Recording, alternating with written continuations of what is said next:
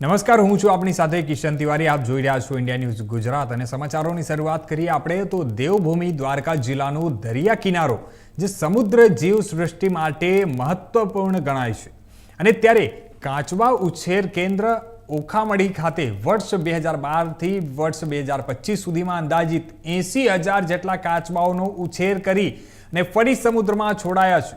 અને દરિયાઈ કાચબાના ઉછેર માટે દ્વારકા જિલ્લામાં 2 સ્થળો ઓખામડી તેમજ નાવદરા ખાતે હેચરી કાર્યરત છે અને હેચરી માટે વન વિભાગના વન સંરક્ષકથી લઈને RFO સુવિધાની સ્ટાફ મેન્ટેનન્સ અને દેખરેખ માટે સતત કાર્યરત છે.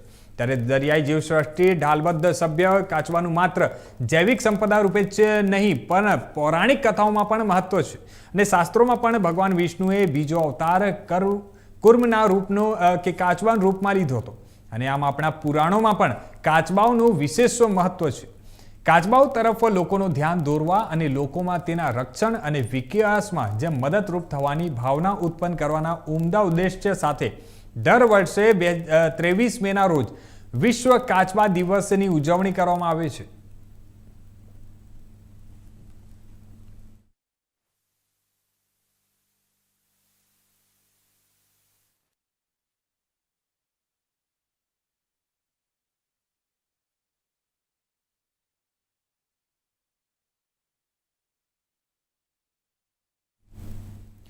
તો આ તરફ સમાચારોમાં આપણે આગળ વાત કરીએ તો સરકારની સૂચના અનુસાર એક પેડ માં કે નામ અભિયાન દ્વારા પ્રેરિત અમૃત 2.0 અને રાષ્ટ્રીય શહેરી આજીવિકા મિશન યોજનાના સંયુક્ત ઉપક્રમે વુમન ફોર ટ્રી નામથી આ વૃક્ષારોપણ અભિયાન શરૂ કરવામાં આવી રહ્યું છે અને જે અંતર્ગત ડભોઈ નગરના ગુજરાત શહેરી આજીવિકા મિશન યોજના હેઠળ રચાયેલા સ્વર્ગીય સ્વસહાય જૂથો દ્વારા આ ડભોઈ નગરમાં વ્યાપકપણે વૃક્ષારોપણ કરવામાં આવનાર છે અને આ અભિયાન દ્વારા પર્યાવરણની સુરક્ષાની સાથે સાથે મહિલા સશક્તિકરણની પણ દિશામાં પણ એક પહેલ છે.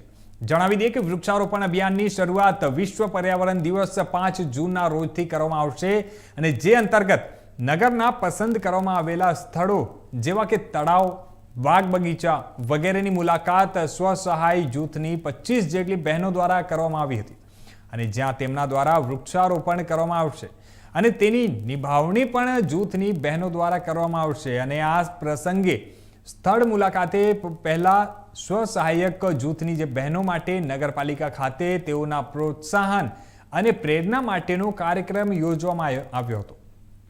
ત્યારે મહત્વની વાત એ છે કે આ કાર્યક્રમમાં યોજનાના મેનેજર અર્ચનાબેન પરમાર, મહેશભાઈ વસાવા તથા નગરપાલિકાના હોદ્દેદારો તથા કર્મચારીઓ ઉપસ્થિત રહ્યા હતા.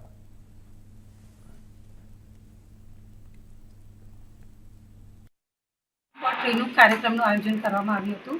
ભારત સરકારશ્રીના સૂચના અનુસાર, રાજ્ય સરકારની સીધી સૂચના અનુસાર આજરોજ આપણે વુમેન ફોર ટ્રીના કાર્યક્રમ અંતર્ગત આગામી 5મી જૂન વિશ્વ પર્યાવરણ દિવસના રોજ વૃક્ષારોપણની કામગીરી માટે આજરોજ સાઇટ વિઝિટ માટે સખી મંડળની 5 જૂથની 25 બહેનોની મુલાકાત માટે લઈ જવામાં આવ્યા હતા.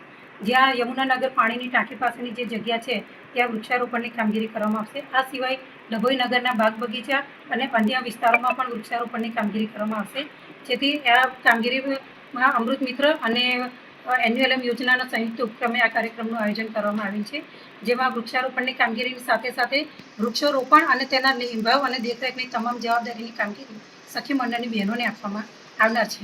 આ કાર્યક્રમ થકી સખી મંડળની બહેનોને પણ એક આર્થિક વિકાસ માટે અને વુમેન ફોર ટ્રીને સાર્થક કરી અને આપણા સમાચારોમાં આપણે આગળ વાત કરીએ તો સુરત જિલ્લાની પલસાણા તાલુકા પંચાયત એ સુરત જિલ્લા સહિત સમગ્ર ગુજરાતને ગૌરવ અપાવ્યું છે.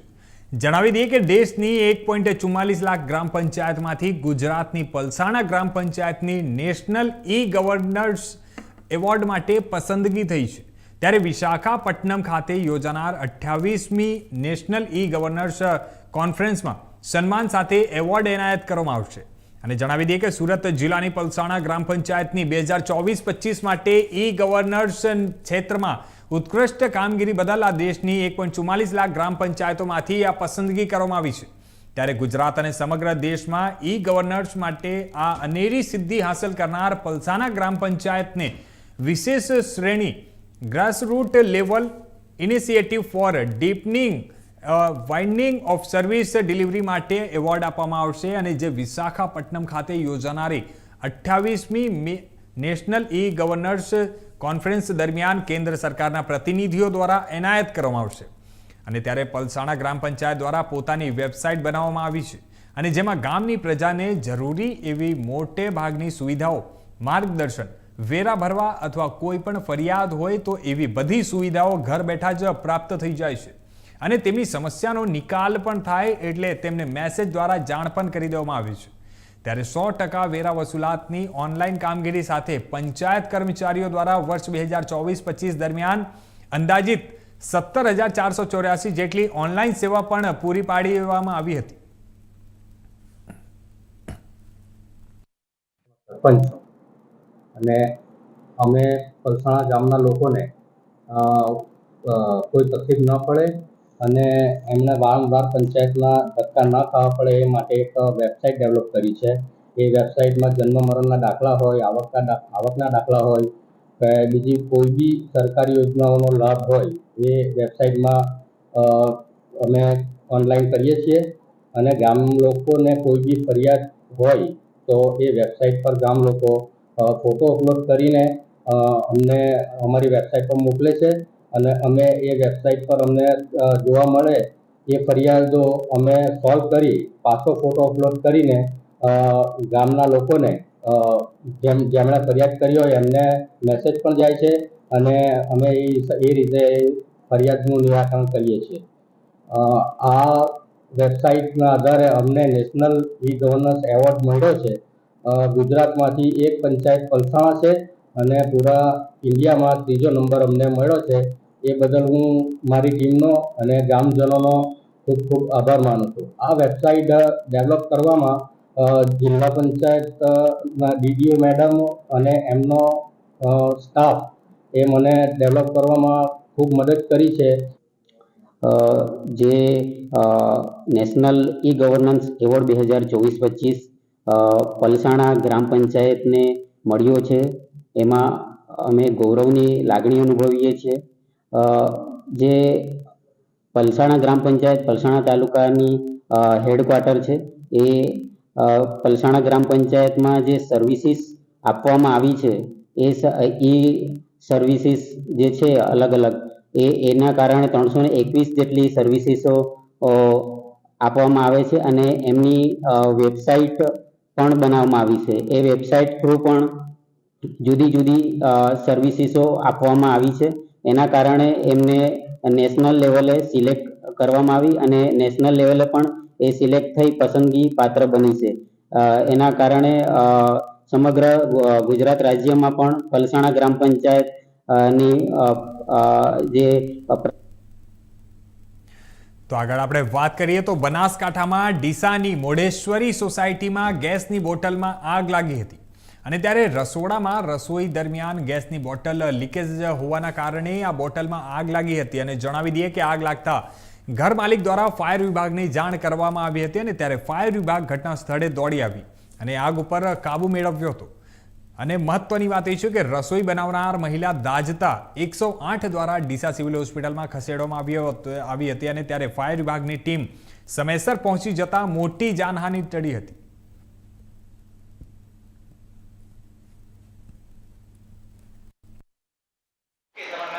મનોજભાઈ, બેબી ઉપર રોટલા કરતી હતી અને ગેસનો બાટલો લીકેજ થયો છે.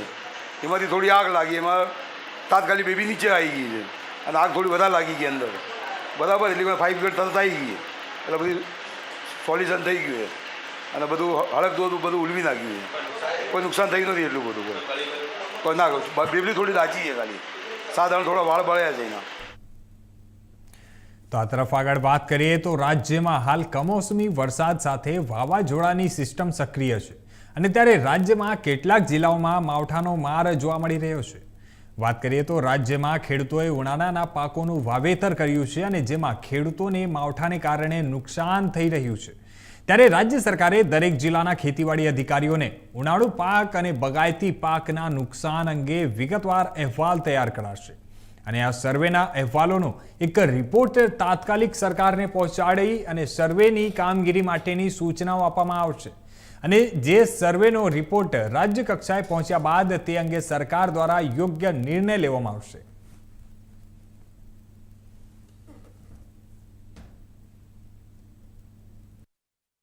છેલ્લા 15 દિવસ થયા જુદા જુદા જિલ્લાઓના જુદા જુદા વિસ્તારોમાં કમોસમી વરસાદ માવઠું થઈ રહ્યું છે અને એના અહેવાલો પણ અમને મળી રહ્યા છે. આ માટે રાજ્ય સરકારે દરેક જિલ્લાના ખેતીવાડી અધિકારીઓને ઉનાળુ પાક હોય કે બાગાયતી પાક હોય એમાં ક્યાંય નુકસાની થઈ હોય તો એનો વિગતવાર અહેવાલ તાત્કાલિક સરકારશ્રીમાં પહોંચાડવા માટે સર્વે કરવા માટેની સૂચનાઓ આપી દીધી છે. સર્વેના અહેવાલ આવ્યા બાદ સરકાર.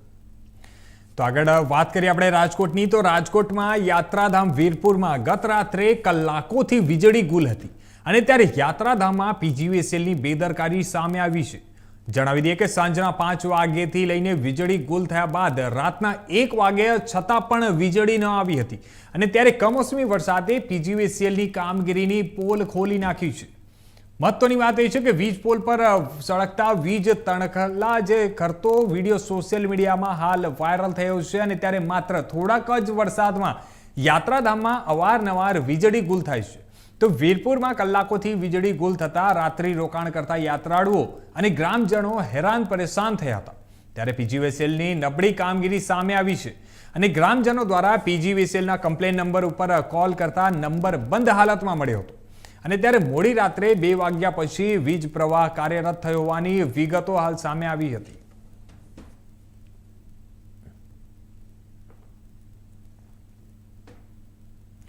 તો આગળ વાત કરીએ આપણે. તો જેતપુરમાં યુટ્યુબર બન્ની ગજેરા વિરુદ્ધ જેતપુર તાલુકા પોલીસ સ્ટેશનમાં 2 ફરિયાદો નોંધાવવાનો મામલો આ સામે આવ્યો છે. જણાવી દઈએ કે બન્ની ગજેરા વિરુદ્ધ એક છેતરપિંડી અને એક 11 લાખ રૂપિયા માંગી ધમકી આપ્યાની ફરિયાદ નોંધાઈ હતી અને ત્યારે સોશિયલ મીડિયામાં વિડીયો વાયરલ નહીં કરવા અંગે 11 લાખ રૂપિયા ચરખડી ગામના વ્યક્તિ પાસે માંગ્યા હોવાનો પણ આક્ષેપ છે. ત્યારે 11 લાખ માંગવાની ફરિયાદમાં બન્ની ગજેરા સાથે પિયુષ રાદડિયાનું પણ મદદગારીમાં નામ ખુલ્યું છે અને ત્યારે જિગીશા પટેલ પિયુષ રાદડિયાને લઈને તાલુકા પોલીસ સ્ટેશન પહોંચી હતી અને ત્યારે તાલુકા પોલીસ સ્ટેશનમાં પિયુષ રાદડિયાને હાજર કરાયો હતો અને પિયુષ રાદડિયાએ મને ખોટી રીતે આરોપી બનાવવાનો આવતો હોવાનો આક્ષેપ કર્યો હતો અને ત્યારે પિયુષ રાદડિયાએ જણાવ્યું હતું કે રાજકોટ જિલ્લા પોલીસ વડા અને જયરાજસિંહ જાડેજાના કહેવાથી આ ષડયંત્ર રચવામાં આવી રહ્યું છે. ત્યારે પિયુષ રાદડિયા નિવેદન આપવા માટે સક્ષમ ન હોવાથી આ ફરીવાર આવજો તેવું પોલીસ તરફથી કહેવામાં આવ્યું છે અને જણાવી દઈએ કે જિગીશા પટેલે જણાવ્યું હતું કે પોલીસ સ્ટેશનમાંથી જ હાજર થવાનો ફોન આવ્યો હતો અને હોસ્પિટલથી સીધા જેતપુર તાલુકા પોલીસ મથકે પહોંચ્યા અમે અને તેની સાથે લાવ્યા એટલે નિવેદન ન નોંધવામાં આવ્યું હતું. ત્યારે પિયુષ રાદડિયા ઉપર ગોંડલ પોલીસે થિનરવાળું પાણી પીવડાવી અને ટોર્ચર કરવામાં આવ્યો હોવાનો આક્ષેપ છે અને હાજર થવાનું કહેવામાં આવ્યું હતું છતાં પણ જમીનની પ્રોસેસ કરવામાં ન આવી અને આગામી દિવસોમાં કોર્ટમાં જઈને પોલીસ સામે લડત લડીશું.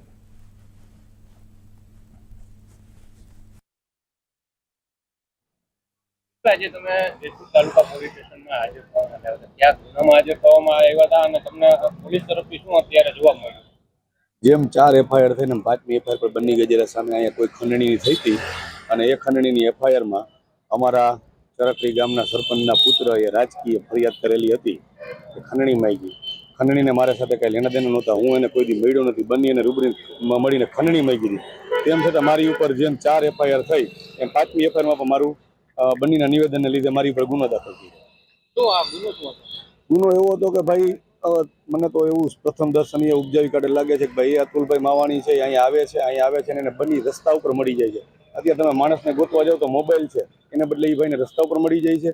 એને કહે છે કે ભાઈ અલ્પેશભાઈ ડોલરીનો વિડીયો ન બનાવ. એમ કહે છે ભાઈ વિડીયો તો બનાવીશ જ, તમારે વિડીયો ડિલીટ કરવા હોય તો 11 લાખ રૂપિયા આપો. પછી એમાં 2 સાહેદ છે, જે સાહેદ છે એ ગોંડલ ભારતીય જનતા પાર્ટીના 2 આગેવાન છે, કોઈ યુવાનો આગેવાન છે, 2 યુવા ભાજપના. એ 2 ગોંડલથી ધોરાજી જાય છે કોઈ પાઇપ લેવા માટે. હવે પાઇપ લેવા છે તો માણસ નેશનલ હાઈવે 610 ઉપર બન્ની ગજેરાને ન્યાય જોવા મળી જાય છે. પુલ ઉપર ન્યાય ઉભા રહે છે અને ઉતરે છે. ઉતરીને એવું કહે છે કે ભાઈ આ તું રહેવા દે અને એને ગાળું દે છે બન્ની ગજેરાને, જાનથી મારી નાખવાનું બન્ની ગજેરા ધમકી આપે. હવે આ એફઆઈઆરમાં મારે કાંઈ લેણા દેણા નથી, તેમ છતાં પણ મને સંડોવી દીધો. મારું નામ ખોલી નાખ્યું, 4 ખોલ્યા મેં 5માં. તો તમારી ઉપર ખોટી આ ફરિયાદ કરવામાં આવી, તમને ફસાવવામાં આવતો હોય એવું લાગે? હા, 100%. ક્યાં ઇતિહાસો પરિવાર કામ કરતા? બસ મેં તમને કીધું એમ જિલ્લા પોલીસ વડાને અમારા જયરાજસિંહ જાડેજાની સૂચનાથી થાય છે, કારણ કે અમે ત્યાં એની સાથે નથી, અમે અમારા સમાજ સાથે છીએ એટલા માટે. જે પિયુષભાઈને અહીંયા રજૂ કરવા માટે આવ્યા હતા, શું મેટર હતી? પોલીસ તરફથી શું જવાબ મળ્યો? જેવી રીતે અલગ અલગ ગુનાઓની અંદર ખોટી રીતે પિયુષભાઈને સંડોવવામાં આવ્યા, એવી જ રીતે જેતપુર તાલુકા પોલીસ સ્ટેશનની અંદર પણ એક બની ગજેરા ઉપર એક ગુનો નોંધવામાં આવ્યો હતો ખંડણીનો. એમાં પણ ક્યાંક ને ક્યાંક ખોટી રીતે પિયુષભાઈને સંડોવવામાં આવ્યા હતા. અને અહીંયા જેતપુર પોલીસ સ્ટેશનથી જ્યારે પિયુષભાઈ હોસ્પિટલના ખાટલા ઉપર હતા ત્યારે પોલીસ સ્ટેશનમાંથી 2-3 વખત ફોન આવ્યો હતો કે તમે આજે હાજર થઈ જાઓ, આજે હાજર થઈ જાઓ. અને પિયુષભાઈના જ્યાં રૂમ હતો, જે રૂમની અંદર એડમિટ હતા, એની બહાર 2 પોલીસવાળાને બેસાડી પણ રાખવામાં આવ્યા હતા.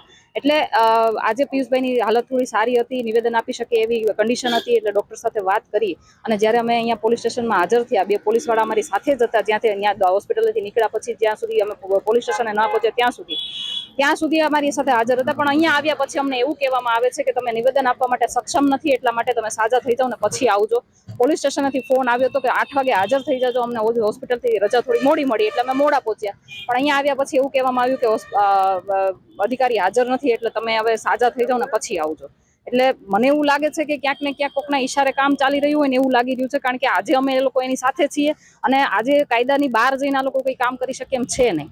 એટલા માટે આ એક ષડયંત્ર હોય એવું લાગી રહ્યું છે. રસ્તામાં પણ જ્યારે અમે હતા ત્યારે અમારી સાથે જે 2 પોલીસવાળા હતા અમારી ગાડીમાં, એને વારે ફોન આવતા હતા કે ક્યાં પહોંચ્યા. જેવા અમે જેતપુર પહોંચવા આવ્યા એટલે અહીંયાથી સૂચના આપવામાં આવી કે હવે એને પોલીસ સ્ટેશને ના લઈ આવતા, એને સિવિલ હોસ્પિટલ લઈ જાઓ. અરે ભાઈ, અમે હોસ્પિટલેથી ટ્રીટમેન્ટ લઈને આવીએ છીએ.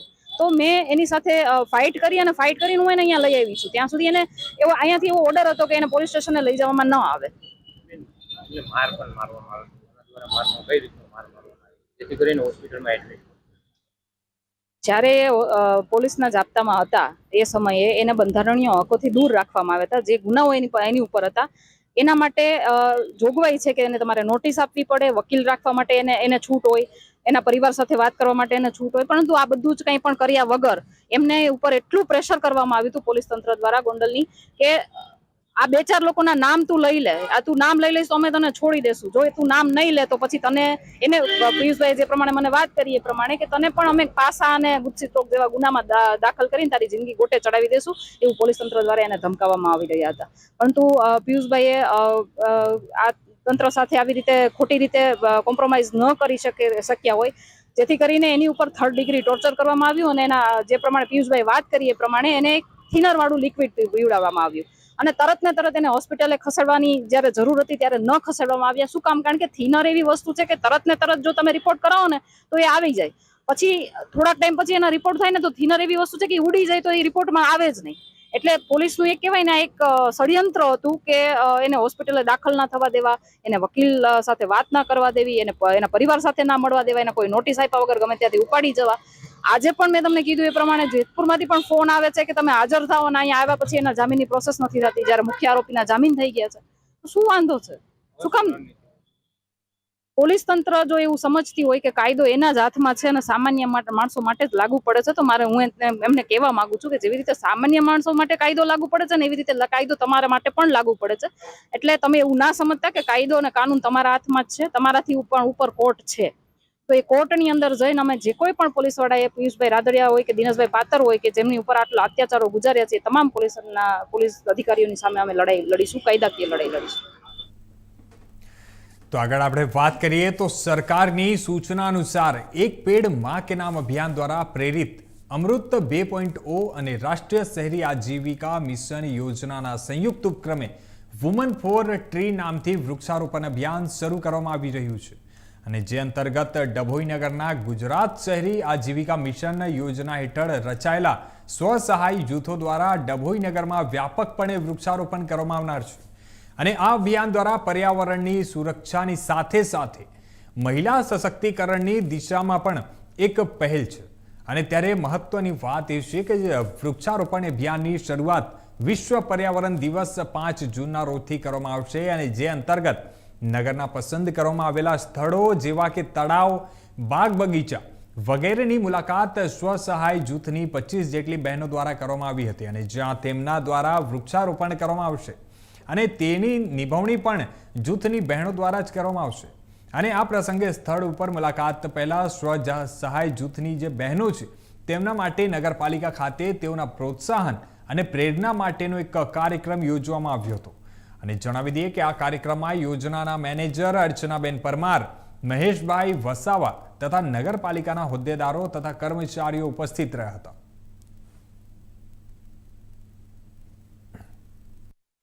ટ્રીનું કાર્યક્રમનું આયોજન કરવામાં આવ્યું હતું. ભારત સરકારશ્રીના સૂચના અનુસાર, રાજ્ય સરકારની સીધી સૂચના અનુસાર આજરોજ આપણે વુમેન ફોર ટ્રીના કાર્યક્રમ અંતર્ગત આગામી 5મી જૂન વિશ્વ પર્યાવરણ દિવસના રોજ વૃક્ષારોપણની કામગીરી માટે આજરોજ સાઇટ વિઝિટ માટે સખી મંડળની 5 જૂથની 25 બહેનોની મુલાકાત માટે લઈ જવામાં આવ્યા હતા. જ્યાં યમુનાનગર પાણીની ટાંકી પાસેની જે જગ્યા છે ત્યાં વૃક્ષારોપણની કામગીરી કરવામાં આવશે. આ સિવાય ડભોઈ નગરના બાગ બગીચા અને અન્ય વિસ્તારોમાં પણ વૃક્ષારોપણની કામગીરી કરવામાં આવશે, જેથી આ કામગીરીમાં અમૃત મિત્ર અને એન્યુએલએમ યોજનાના સંયુક્ત ઉપક્રમે આ કાર્યક્રમનું આયોજન કરવામાં આવ્યું છે, જેમાં વૃક્ષારોપણની કામગીરીની સાથે સાથે વૃક્ષારોપણ અને તેના નિભાવ અને દેખરેખની તમામ જવાબદારીની કામગીરી સખી મંડળની બહેનોને આપવામાં આવનાર છે. આ કાર્યક્રમ થકી સખી મંડળની બહેનોને પણ એક આર્થિક વિકાસ માટે અને એ લોકોનો ઉત્સાહ વધે અને એમને કંઈક 2 પૈસા મળી શકે, એ રોજગારી પણ ઊભી થશે અને આપણે ડભોઈ દર્ભાવતી શહેરને હરિયાળું પણ બનાવી શકાશે. પર્યાવરણ IPL 2025ની ફાઇનલ મેચ અમદાવાદના નરેન્દ્ર મોદી સ્ટેડિયમમાં રમાશે અને ગુજરાત ક્રિકેટ એસોસિએશન તેની તૈયારીઓ પૂરજોશમાં કરી રહ્યું છે. ત્યારે આપણે વાત કરીએ તો ઇન્ડિયા ન્યૂઝના જે રમતગમત પત્રકાર અશ્વિન મિશ્રાની GCA સેક્રેટરી અનિલ પટેલ સાથેની એક ખાસ વાતચીત. જુઓ આ વખતે કઈ ખાસ વસ્તુ હશે અને સ્ટેડિયમમાં ક્યાં નવા ફેરફારો કરવામાં આવ્યા છે. આખો ઇન્ટરવ્યુ જુઓ. नमस्कार, मैं हूं मिश्रा, आप देख रहे हैं इंडिया न्यूज. आज हमारे साथ हैं देश के सबसे खूबसूरत और सबसे बेहतरीन दुनिया के स्टेडियमों से एक नरेंद्र मोदी स्टेडियम में हम बैठ कर बात कर रहे हैं गुजरात क्रिकेट एसोसिएशन के सेक्रेटरी अनिल पटेल जी. सर, इंडिया न्यूज में आपका स्वागत है. Thank you very much. Sir, final इस बार फिर होने जा रहा है. पिछले 4 साल में तीसरा मौका जो है अहमदाबाद होस्ट करने वाला है आईपीएल में. किस तरीके से एक्साइटमेंट और तैयारियां क्या क्या है आपकी तरफ से? जो लास्ट 4 साल से हम ये तीसरी दफे फाइनल हम आईपीएल का कर रहे हैं गुजरात में, और दुनिया के सबसे बड़े स्टेडियम नरेंद्र मोदी स्टेडियम ने पहले भी हमने आईपीएल के टाइम ही एक विश्व रिकॉर्ड भी किया था कि सबसे ज्यादा लोग यहाँ उपस्थित थे मैच के फाइनल के दिन. साथ साथ हमने 2 साल पहले 2023 में हमने वर्ल्ड कप का भी फाइनल का आयोजन किया. ये फाइनल हमारे नसीब में था, इसलिए हमको मिला है और हम इसके लिए बहुत उत्सुक है कि हम अच्छी तरह से उसका आयोजन कर पाए. और एक खास और हो जाता है सर कि गुजरात टीम बहुत अच्छा परफॉर्मेंस कर रही है, अंक तालिका में टॉप पे है, प्लेऑफ भी होना है सर यहाँ और फाइनल भी होना. तो गुजरात की टीम को लेके एक अलग क्रेज तो एडवांटेज होता है. वैसे क्रिकेट तो आप सारे आपके लिए इक्वल हो, लेकिन एक होम टीम का एडवांटेज होता है. आप किस तरीके से देख रहे हैं और क्या बातचीत होती है सर्कल में? नहीं, गुजरात टाइटंस अच्छा परफॉर्मेंस करे, सारी दुनिया भी जान रही है कि गुजरात टाइटंस ये दफे बहुत अच्छा परफॉर्मेंस करे. पूरा टीम वर्क भी उनका अच्छा हो रहा है. उनके लिए ये माहौल भी बहुत बढ़िया है कि 3 साल से यहाँ पर वो लोग अपने होम ग्राउंड पे खेल रहे हैं और काफी अच्छा प्रदर्शन भी वो लोग ने किया है. तो हम भी उम्मीद रखते हैं कि गुजरात टाइटंस आगे भी प्लेऑफ में अच्छा प्रदर्शन करें. जी, आखिरी 2-3 सवाल है सर. एक तो पहले आप अपील करें कि फाइनल के लिए क्या मैसेज देना चाहते हैं, खास करके अहमदाबाद और गुजरात के लोगों को. फाइनल है 3 को, प्लेऑफ 1 सेकंड वाला है, तो क्या मैसेज देना चाहेंगे सर? हम सभी दर्शकों को एक मैसेज देना चाहेंगे कि नरेंद्र मोदी स्टेडियम जो दुनिया में सबसे प्रसिद्ध है और सबसे बड़ा स्टेडियम है, तो उसका मौका है फाइनल और जो प्लेऑफ 2 है, तो उनको देखने के लिए मौका मत गवाइए. और यहाँ सबसे ज्यादा संख्या में आप लोग उपस्थित होंगे तो गुजरात क्रिकेट एसोसिएशन और से आप सबको हम वेलकम करेंगे. ओके सर, बहुत सारे स्टार प्लेयर का डिमांड होता है सेक्रेटरी से कि उनको खाने में ये चाहिए वो चाहिए. कोई ऐसे प्लेयर आपको जो लगा हो कि जैसे हम विराट कोहली को उन्होंने दिल्ली में उन्होंने एक अच्छा डिमांड किया कि वो पनीर खाना चाहते हैं, तो लेकिन हेल्थ बहुत होता है. आपके पास सुमन गिल, विराट, रोहित शर्मा, कोई ऐसी डिमांड जो आपने स्पेशल डिश उनको खिलाई हो, प्लीज बताएं. फैंस बहुत एक्साइटेड रहते हैं, उनके स्टार क्या खाते हैं, क्या पीते हैं. वो तो हम सभी प्लेयर्स के लिए, सभी के लिए गुजरात के अंदर आने के बाद वो लोग के लिए वो एक एक्साइटमेंट होता है कि यहाँ आके वो लोग रिक्वेस्ट करते हैं कि हम किसी प्लेयर का नाम तो बताएं सर.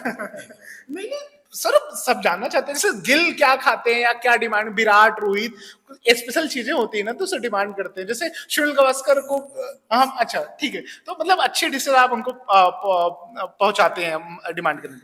उनकी जो रिक्वेस्ट होती है तो हम वो डिपार्टमेंट को हम रिक्वेस्ट भी करते हैं कि उनकी जो डिमांड है गुजराती फूड के लिए स्पेसिफिकली, तो हम उनको रिक्वेस्ट करते हैं कि वो उनकी डिमांड पूरी कर पाए। आखिरी सवाल सर मेरा कि फाइनल तक सफर आई होप गुजरात की टीम जाए, तो क्या होम टीम को एक होम एडवांटेज मिलने वाला है? हाँ, पब्लिक की ओर से जरूर होम टीम को एडवांटेज मिलता है कि गुजरात की टीम ये तीसरी दफे फाइनल खेल रही है यहाँ पर ही, तो एक दफे लास्ट मोमेंट पे रिजल्ट पॉजिटिव नहीं मिला था, वही उम्मीद रहेगी कि ये टाइम पे अच्छा रिजल्ट मिले और गुजरात की टीम को आगे से प्रदर्शन करने का अच्छा मौका भी मिल जाए। Thank you so much India news से बात करने के लिए। Thank you very much. नमस्कार, मैं ओएसएमएस आप देख रहे हैं। તો સમાચારમાં આપણે આગળ વાત કરીએ તો અમરેલીના લાઠી તાલુકાના જરખિયા ગામના 20 વર્ષીય યુવાનનું ટૂંકી સારવાર દરમિયાન મોત નીપજ્યું છે। જણાવી દઈએ કે નમકીન ખરીદવા ગયેલા યુવાન પર દુકાન માલિકે તીક્ષ્ણ હથિયારના ઘા ઝીકી દીધા હતા અને આ અમરેલી જિલ્લાના જે લાઠી તાલુકાના જરખિયા ગામનો આ બનાવ છે, જેમાં દલિત યુવાનની હત્યા નિપજાવવામાં આવી હતી અને ત્યારે તારીખ 16 મેના રોજ સંબંધી મિત્રો સાથે નમકીન ખરીદવા માટે આ દલિત યુવાન પર હુમલો કરાયો હતો અને જ્યાં 3 સંબંધી મિત્રો સાથે નમકીન ખરીદવા ગયેલા હતા યુવાન પર દુકાન માલિકે તીક્ષ્ણ હથિયારના ઘા ઝીકી દીધા હતા અને દુકાન પર નાનો બાળક બેઠો હતો, તે પહોંચી શકે તેમ ન હોય અને જેના કારણે મૃતક યુવાને બાળકને પૂછ્યું હતું કે બેટા હું જાતે નમકીનનું પેકેટ તોડી લઉં, બસ આટલું જ સાંભળી તે મારા દીકરાને બેટા કેમ કીધું, તારી આવી હિંમત અને આવું કહીને યુવાનો પર હુમલો કરી દીધો હતો અને બેટા શબ્દ બોલનાર યુવાનને દુકાનદારે તીક્ષ્ણ હથિયારના ઘા ઝીકી દીધા હતા। તો આ હતા અત્યાર સુધીના મુખ્ય સમાચારો। વધુ સમાચારો માટે જોતા રહેજો ઇન્ડિયા ન્યૂઝ ગુજરાત।